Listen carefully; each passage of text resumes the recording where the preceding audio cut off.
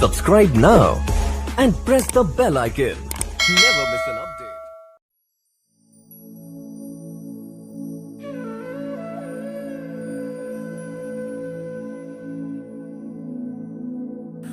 तो जी, जय श्री कृष्णा, जय श्री राधे।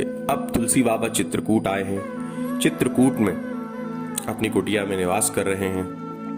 उसी समय एक सत्यकाम नाम का, जिसका नाम सत्यकाम है, उस नाम का सत्यकाम नाम का एक ब्राह्मण तुलसी बाबा के पास आया।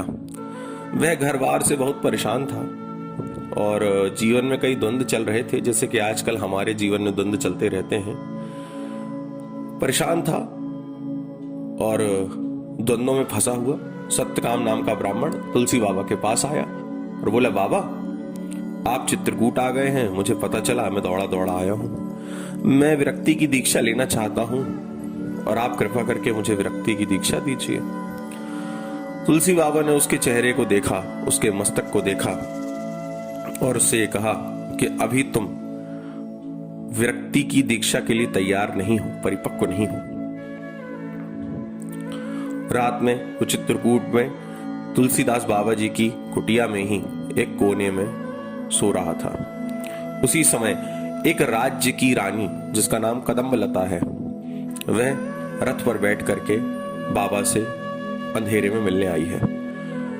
उसके राज्य में और उसके दाम्पत्य जीवन में कुछ समस्याएं थी, जिसके लिए वो तुलसी बाबा से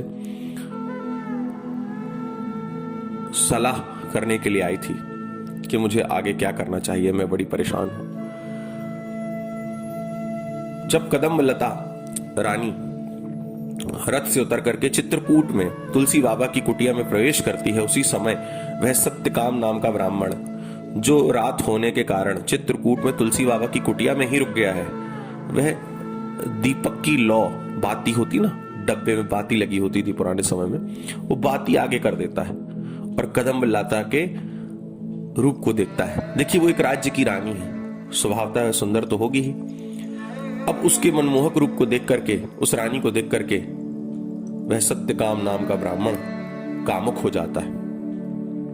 जब कदम्बलता चली जाती है तुलसी बाबा से विचार विमर्श करके, अपनी समस्या सुना करके, उनसे आशीर्वाद लेकर के, तो तुलसी बाबा सत्यकाम नाम के ब्राह्मण को समझाते हैं कि सत्यकाम, देखो, तुमने कदम्बलता को देखा, तब से तुम मोहित हो गए। सत्यकाम ने ये सुना और ये विचार किया कि तुलसी बाबा त्रिकालज्ञ हैं, उन्होंने मेरे मन की बात को जान लिया।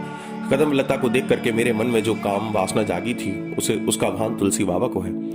तुलसी बाबा ने उसे समझाया कि अभी तुम्हारी विरक्ति परिपक्व नहीं है, ये विरक्ति कभी भी नष्ट हो सकती है और फिर अनुराग जाग सकता है और फिर तुम इस धर्म के मार्ग से च्युत होकर के न संसार के रह जाओगे, न संसार से हटे हुए वैरागी ही रह जाओगे।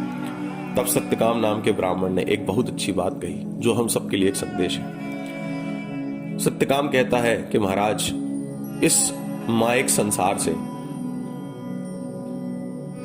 कुछ क्षण के लिए वैराग्य होता है, लेकिन आपका जो परिपक्व वैराग है, उसे प्राप्त करने के लिए तो आप ही के समान किसी संत की कृपा चाहिए। तुलसी बाबा ने उसे आशीर्वाद दिया और उसके हृदय में विरक्ति की भावना दृढ़ हो गई।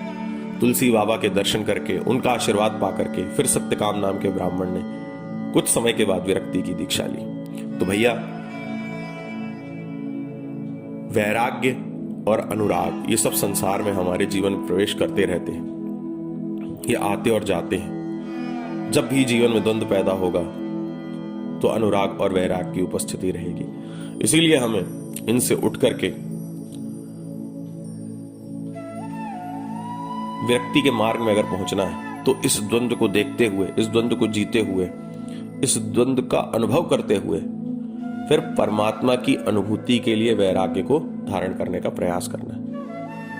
अब इसके बाद कथा अगली रहेगी दरिद्र मोचन की। जय श्री राधे, जय श्री कृष्ण।